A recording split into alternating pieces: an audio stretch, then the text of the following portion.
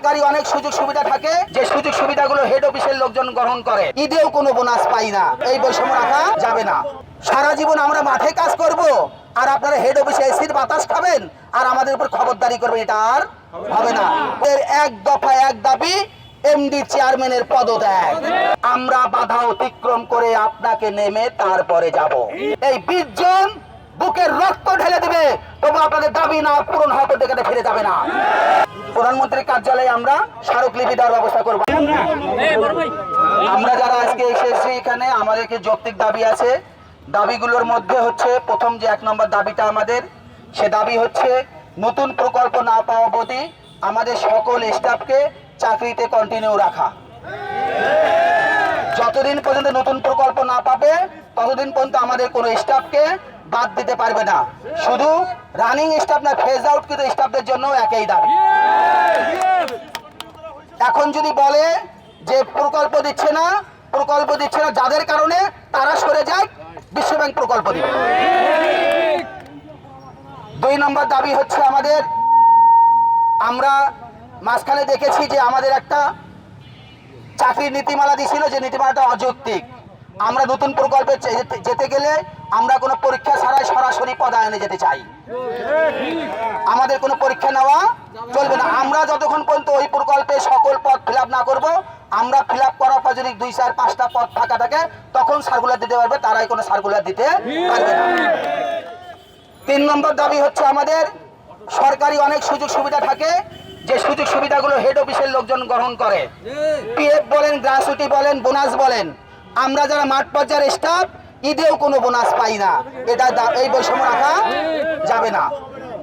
4 নম্বর দাবি আমাদের, যদি আমাদের কোনো যোগ্য সম্পন্ন লোক থাকে তাকে অবশ্যই পদায়নের ব্যবস্থা করতে হবে, উন্নতি দিতে হবে।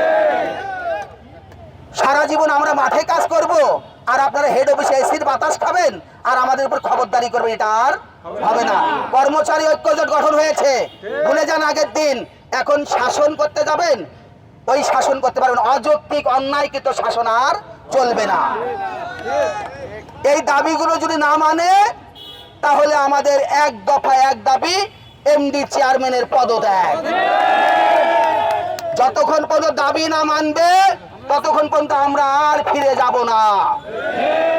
কোথায় কোথায় আপনি যাবেন, কোথায় বাধা সৃষ্টি করবেন করেন, আমরা বাধা অতিক্রম করে আপনাকে নেমে তারপরে যাব। সেই সাথে ঊর্ধ্বতন আরো কর্মকর্তাদের দৃষ্টি আকর্ষণ করে বলতে চাই, যারা এই আতাতের সাথে জড়িত থাকবেন তাদেরকেও আমরা ছাড় দেব না। প্রয়োজন করে পা ধরে টেনে নামাবো রাস্তার মধ্যে। কিন্তু আপনারা ভুলে যান, আগের দিন আর নেই। আজকে আমরা সংগঠিত, গতকাল পর্যন্ত 20টা জেলায় স্মারকলিপি দিয়েছি আমরা। আজকে ঢাকায় এক রাতের কথায় ঢাকায় চলে এসেছি প্রায় 800 জন স্টাফ। মৎস্যর সাথে খেলা করেছেন 200 স্টাফ। কিছু লোকের কাছে নীতি বৈশিষ্ট্য কথা বলছেন, হেড অফিসে ডেকে নিয়ে মধুর মধুর কথা বলে তাদেরকে 2টা চাকরি দিচ্ছেন। এখানে যে 20 জন আছে, 20 জন যে সমন্বয়ক জাতীয় কমিটি আছে, এই 20 জন বুকের রক্ত ঢেলে দিবে, তবু আপনাদের দাবি না পূরণ হওয়া পর্যন্ত ফিরে যাবে না। জাগরণ সৃষ্টি করেছে, যে এইচডিএফ এর মাধ্যমে আজকে যারা হেড অফিসে বসে আছে তারা কিন্তু একবারও চিন্তা করে না যে মাঠ পর্যায়ের স্টাফরা ঝড় বৃষ্টি উপেক্ষা করে, নিজেদের জীবন উপেক্ষা করে আমাদের এই প্রকল্পের কার্যক্রম বাস্তবায়ন করতেছে। আমরা যৌক্তিক দাবি নিয়ে এসেছি। আপনারা জানে অবাক হবেন, এর আগে মৎস্য প্রকল্পের লোকজন তারা আন্দোলন করেছিল। সেই আন্দোলনে থানা থেকে অনায়াসে তারা অনুমোদন পেয়েছিল, কিন্তু কিভাবে যে ওনারা থানা থেকে শুরু করে ডিএমপি কমিশনারের কার্যালয় পর্যন্ত ওনারা অর্থের বিনিময়ে, ওনাদের ক্ষমতার বিনিময়ে আমাদের আন্দোলন অসফল করার জন্য ওনারা পায়তারা করতেছে।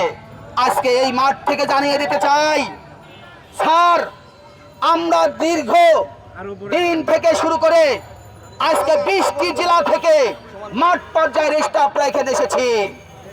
আমরা আমাদের দাবি বাস্তবায়ন না করে ঘরে ফিরবো না।